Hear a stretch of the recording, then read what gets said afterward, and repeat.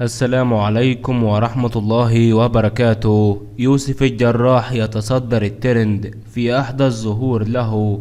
تصدر الفنان السعودي يوسف الجراح حديث رواد مواقع التواصل الاجتماعي بعد تداول مقطع فيديو يوثق أحدث ظهور له بعد سنوات من اعتزاله التمثيل، مع تغير واضح في وزنه، ما أثار مزيجا من التعليقات بين الإعجاب والقلق حول صحته. تفاعل الجمهور مع أحدث ظهور للفنان السعودي يوسف الجراح. أثار ظهور الفنان يوسف الجراح في مقطع فيديو متداول على شبكات التواصل الاجتماعي تفاعلا واسعا، وقد لاحظ الجمهور تغير واضح في وزنه، مما دفع المتابعين إلى التعبير عن مزيج من الدهشة والإعجاب. وتراوحت التعليقات بين التشجيع والاهتمام بصحته ومظهره الجديد، حيث جاء من بينها: شفته قبل 6 سنين في مكة وكان معاي أخوي، قال لي أخوي من مواليد 2007.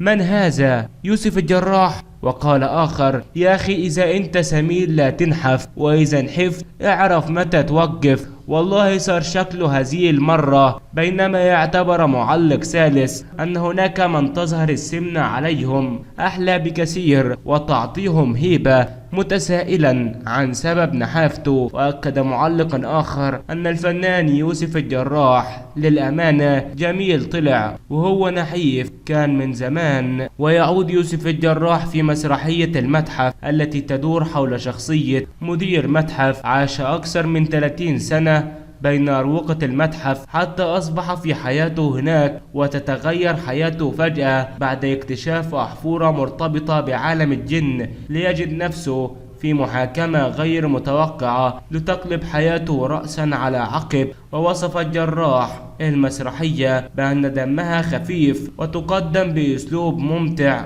وسلس وتشتمل على رسائل إيجابية، معربا عن أهمية تفاعل الجمهور في نجاح العرض.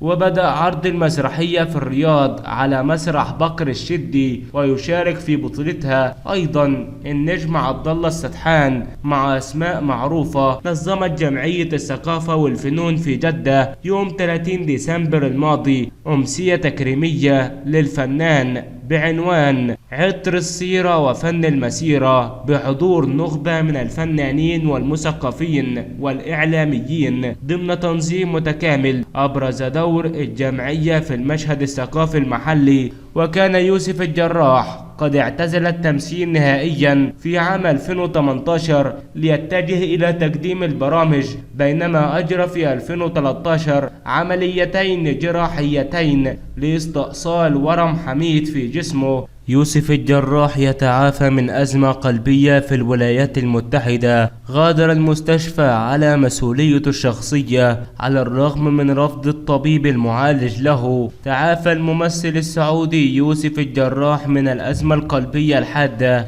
التي تعرض لها بعد ظهر الجمعة بتوقيت الولايات المتحدة الأمريكية، خلال مشاركته في ملتقى أبعاد الذي يقوم عليه المبتعثون والمبتعثات في الولايات المتحدة الأمريكية. وشعر الجراح بالألم في صدره خلال أدائه لصلاة الجمعة، تم على إثرها نقله إلى المستشفى، ورقد لعدة ساعات قبل أن يغادر المستشفى في وقت متأخر من مساء السبت على مسؤوليته الشخصية، على الرغم من رفض الطبيب المعالج له خروجه. وأكد المتحدث الرسمي باسم ملتقى أبعاد في أمريكا ماجد بن جعفر الغامدي أن الممثل الجراح بات في وضع صحي أفضل على الرغم من حاجته للعلاج، وأكد خروجه من المستشفى قبل قليل. وأضاف: تعافى الممثل يوسف الجراح من الأزمة القلبية الحادة التي تعرض لها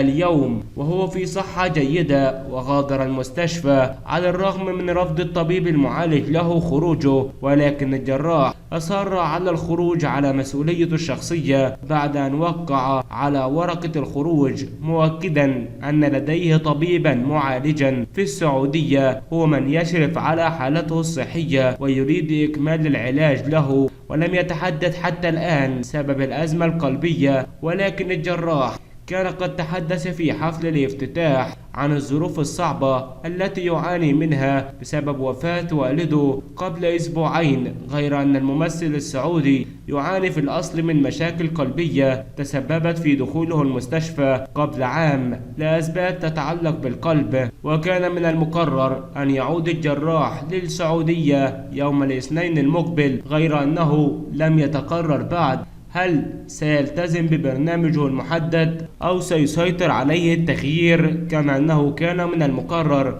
أن يشارك الجراح في أكثر من فقرة في الحفل الذي حضروا أكثر من 1000 من المبتعثين السعوديين، ولكنه لم يشارك سوى في حفل الافتتاح، وغاب عن الفقرة الثانية التي كانت بعنوان أضواء إعلامية بسبب تعرضه للأزمة الصحية. وفي أمسية فنية استثنائية كرمت جمعية الثقافة والفنون بجدة الفنان الكبير يوسف الجراح بحضور نخبة من المثقفين والإعلاميين وجمهور غفير امتلأ به مسرح الجمعية في احتفاء تجاوز الطابع البروتوكولي ليغدو تجربة إنسانية وفنية متكاملة، حيث لم يكن التكريم مجرد لحظة عابرة بل لوحة حية اجتمعت فيها الفنون لتقول ما تعجز عنه الكلمات، واستهلت الأمسية بجولة للفنان يوسف الجراح في صالة الفنون الجميلة عبر معرض حرفة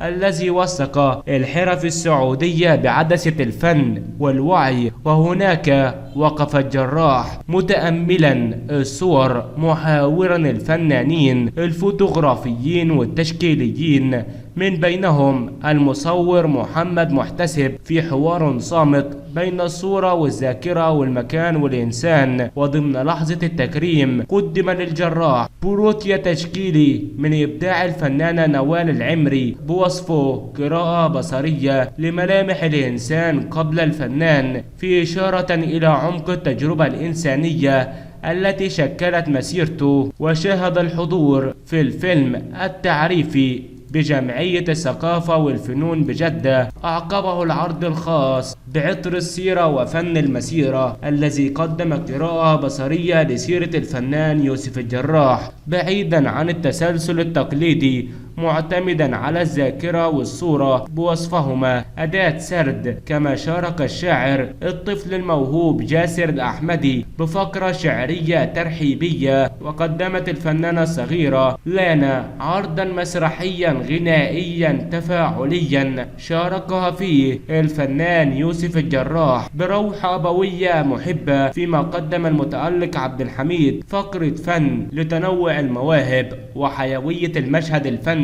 وقدم عدد من المثقفين والإعلاميين شهاداتهم عن تجربة يوسف الجراح، من بينهم الإعلام القدير سلام الزيد والروائي عبدو خال والإعلامي عدنان جستنيا والمسرحي عبد الله الصايغ والإعلامي سعود الخلف، حيث تنوعت المداخلات بين الإنسان والفن وأضاءت محطات مؤثرة من مسيرته، مؤكدة مكانته في الذاكرة الثقافية والفنية. وبس كده يا جماعة نكون وصلنا معاكم لنهاية الفيديو. أتمنى يكون الفيديو نال إعجاب حضراتكم، ونشوفكم الفيديو الجاي. سلام عليكم.